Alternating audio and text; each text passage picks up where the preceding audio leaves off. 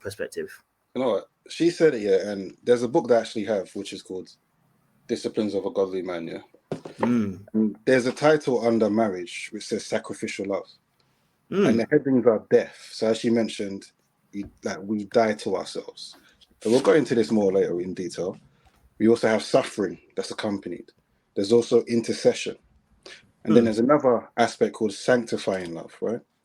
And that's making sure that we're loving ourselves enough, but not too much where we're being selfish. And then there's commitment, there's fidelity, there's communication, and then there's elevation. There's making a difference in your life, and then there's making sure we spend time to romance. So these are some of the things that, you know, all women love, but I can guarantee you they don't particularly not all, but some don't fully understand what these things mean in terms of how a man is sacrificing.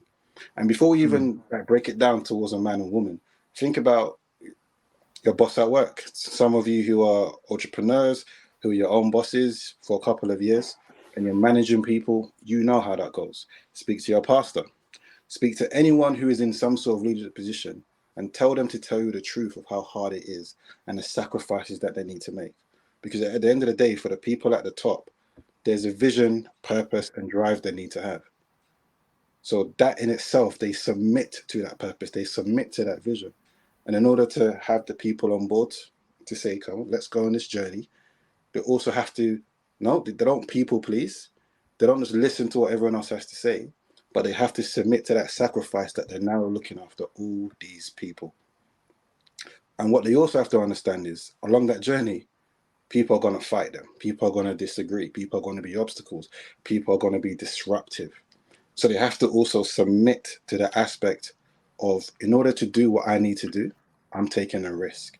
In order to say the truth, I'm taking a risk. In order to put my foot down and lead effectively, I'm taking a risk. Like, these are some of the aspects of what submission means. And we can transfer all of those things into marriage.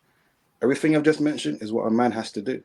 Yes, a woman has to do a lot in general herself, but they mean something slightly different. But when it comes to a man, it's not about comparing. It's just understanding what does it mean for a man to actually sacrifice. And I'll leave it there before you go into detail. What do you think, bro?